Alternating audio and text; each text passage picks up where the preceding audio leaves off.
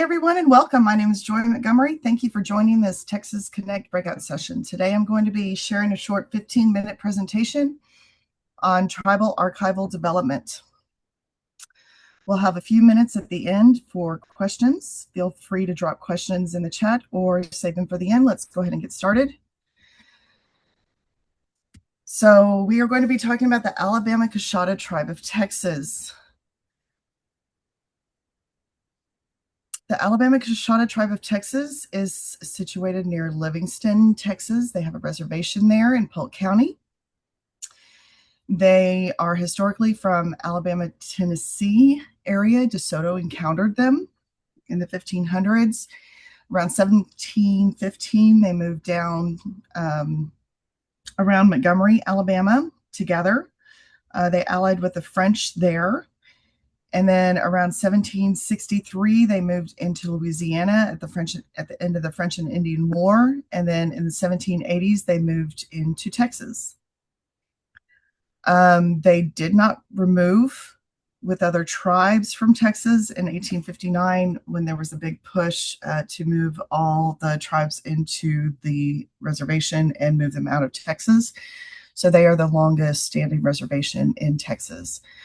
There's estimated 1,200 enrolled members. Today, there's about 500 to 600 people who live on the Alabama-Coushatta Reservation. They do have one sister tribe in Coushatta, Louisiana.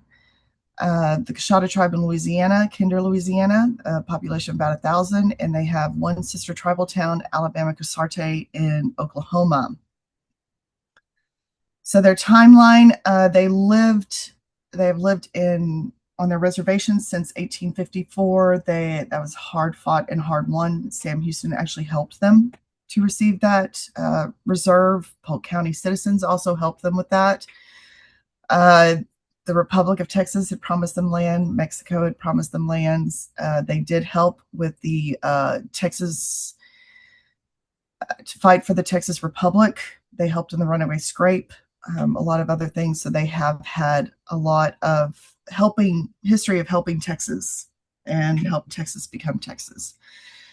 They tried to fight in World War I, but they were not American citizens, so they were turned down. They did gain American citizenship in 1924. They were awarded federal recognition finally in 1928. Excuse me. And they maintained that until the national perspective took off several tribes from federal recognition and they went down to state only.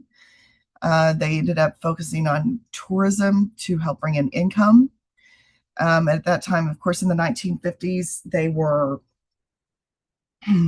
because of the cowboys and Indians, on TV and other things, they went in more into that type of tourism instead of actually sharing their own tourism, but they did share some of their items, but it was mostly for what the public wanted.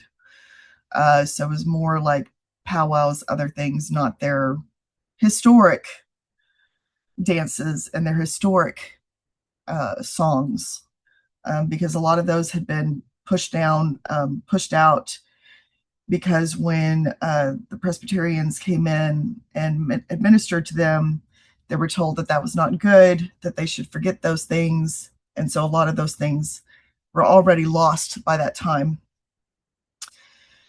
By 1982, Texas retracted state recognition. There was an incident with a hunting incident, and Texas decided to retract the funding. And so they were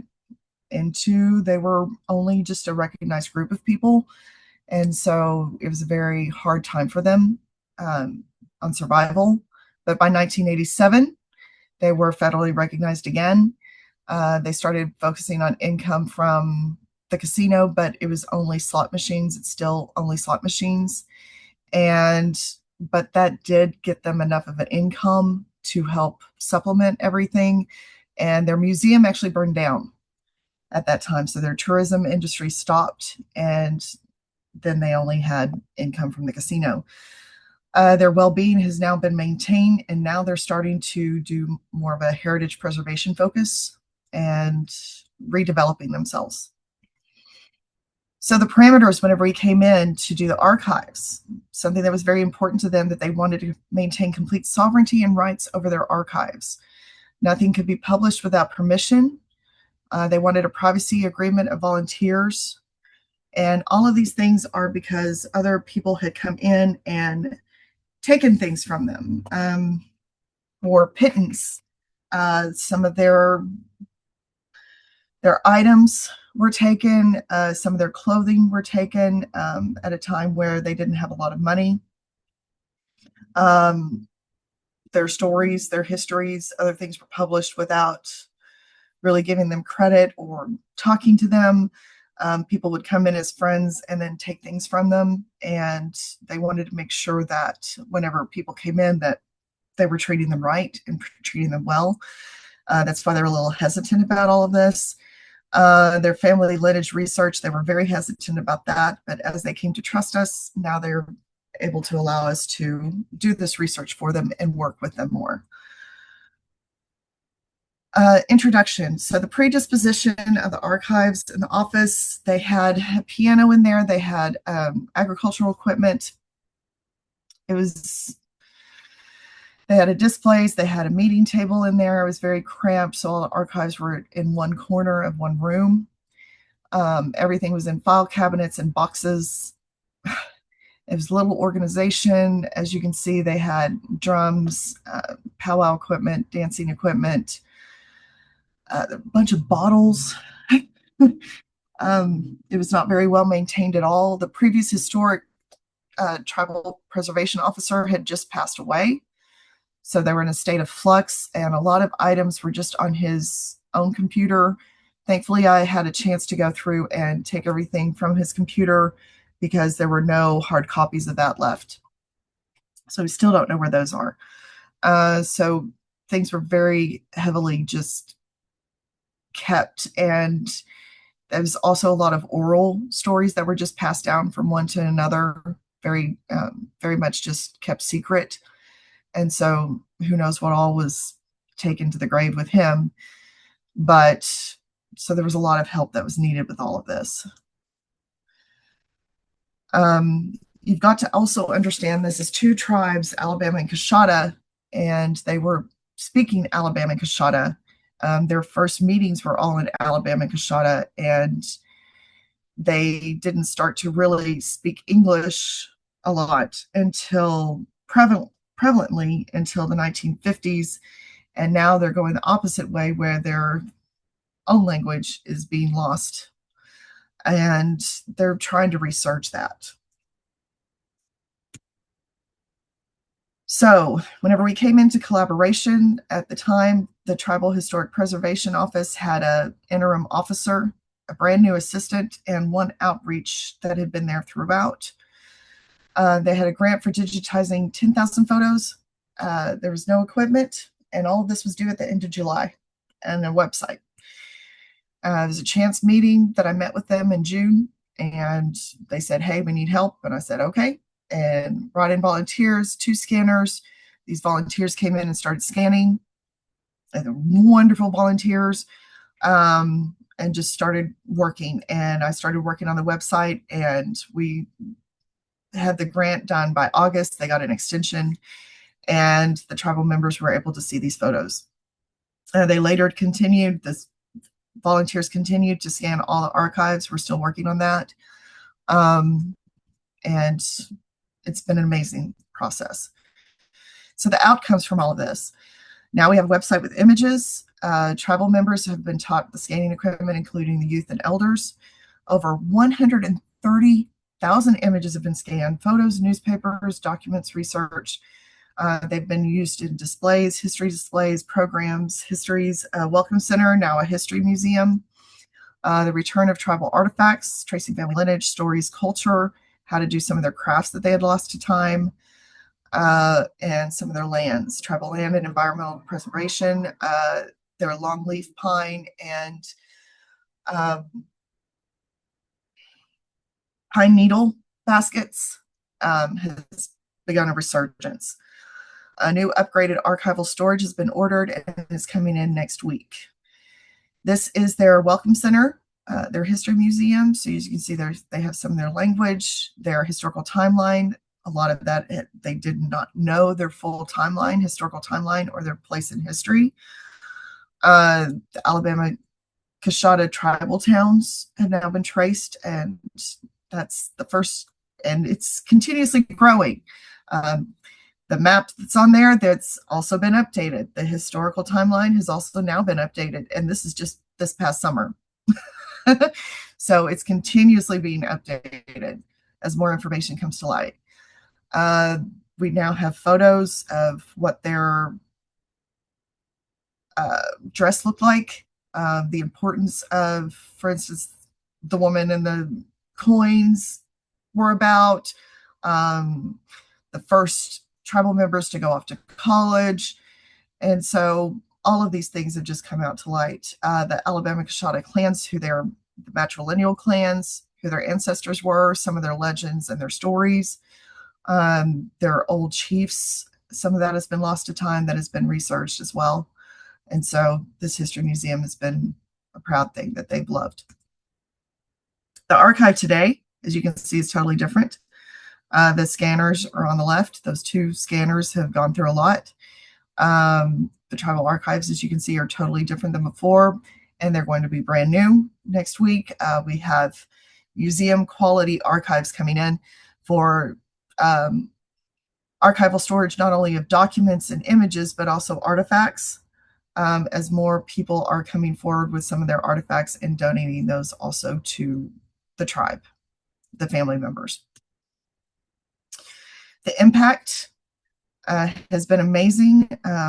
Memory and rediscovery, their knowledge of their history has empowered them within themselves and also with their relationship with others. Their placement in tribal realms, their previous collaboration with others has formed a new collaboration with universities, museums, other tribes, return of some of their domains from other museums, remembering their language, music, crafts, history, family, lands, and dance. Some of their dance was just discovered the other day. Some of their, through the audio visual, they're hearing their ancestors from 100 years ago. More collaboration with other organizations to expand their influence. This is the Tribal Council today. And their next steps, the new archive, the new storage arrives next week. They're digitizing audiovisual equipment. More people are coming forward with their audiovisual equipment, and that's being shared. We just did new cabinets showing more of the old newspapers, their first, their centennial celebrations, other celebrations, other chiefs that came up, digitizing old newspapers that are no longer extant, that are not available anywhere but at the tribe. We're uploading scans into a database system that's going to be fully searchable to help find more things about their history. More donations from tribal members, of course, are coming forward. We're also, the next step in the future, bringing archives from other sources, such as archives from Alabama, archives from the National Archives, bringing old items home from other places that have taken them, or at least getting scans of them, family stories and histories that have been locked away in other archives, just at least copies of them so that people can know them at the tribe, recreate old crafts that have been lost to time, bringing in people, specialists from other tribes to help research that, also from stories from the histories from their ancestors to help recreate those and the importance of those, what those meant, the foods, the dances, food stuffs, recreating their old diet, getting new gardens, helping with the health, dances and songs, fully searchable database, and plans for a large expanded museum. So we already have a museum committee that is occurring for that. This journey began with a conversation over a meal and talk of writing an article about the tribe, and turned into a major project that impacted the entire tribe. Thank you so much. And do you have any questions?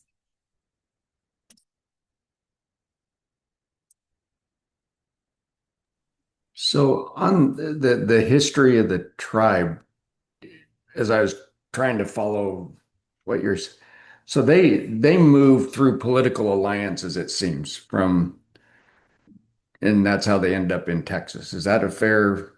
I mean, there wasn't a Yeah, first kind of you have to go to this reservation. It was kind of a movement across time with different alliances.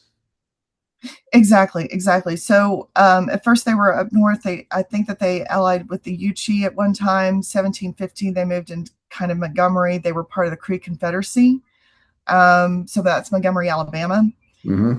They allied with the French there. They had a Fort Toulouse des Alabama, and they wanted the French to create that fort there so they could have good trade. And then after the French and Indian War, they were afraid, whenever the British were coming in, and so they were like, we're going to hightail it over to Louisiana. Hmm. And then eventually they had trade networks with the Spanish. And so they went in, and some of them split off with Spain, and some of them split off with America. And so that's why you have the split with the Alabama and Coushatta, the Coushatta, Louisiana, and then the Alabama Coushatta that stayed in Texas. And so the two, did you call them sister tribe? Was it sister tribes? There were two groups. Yes, Are they from the same tribe and they've just ended up in different places, or is it a different kind of? yes. So they have family ties, and so it's different branches that they split off some time ago, but they still visit each other and they still have relations. So they have a common history. So when you show the tribal council, is that council over all three of these, or is it just the one in Texas? It's just the one in Texas. So they Okay. each have their own tribal sovereignty, Uh-huh. but they do have relationships that they come and visit each other. They have dances together. They come and share, family dinners and other things together. They have seasons where they come together. Yes. Very cool. And what does it mean to be federally recognized or state recognized? Okay, so federal recognition involves, of course, national recognition. You get, aid for, you have your own sovereignty above everything, so you can speak nationally. You have aid for education, for you do Section 106s, you have the availability to say, this is our tribal heritage land, and we have a say so if you can build something there. Hmm. For instance, with towers and other things. I help with Section 106s. So if they're going to put a network tower, they have to ask the tribe, do you have any history here? Was this one of your villages, et cetera, et cetera? Okay. Um, and so there is that relationship. Texas state sovereignty is they basically work with the state, and they had state agents that worked with them. They didn't have to pay taxes. The state helped them with education, with monies, with other things. But once that all went away, then all of a sudden the state turned around and said, okay, now you have to pay taxes. Now you are not recognized this way. And so, and then they were like, well, in fact, I think we're going to go further and make you pay back taxes. Mm. So That's it's good. like, yeah, we're a big group of people and we've been here for a long time. And so it really was devastating for them. Really, really devastated them for them. There was a time of hunger there. Sure. What happens, I mean, in that relationship between state and federal when they get back on federal, does that then do all the issues of not being state, like taxes, go away, or does it? Time to Yes, change. yes, it does. Yes, it does. So now Okay, they're completely federal. That the state cannot interfere, and they are back on track. very cool. Well, it sounds like we have to move on. Okay, thank you so much. That was fascinating. Thank you.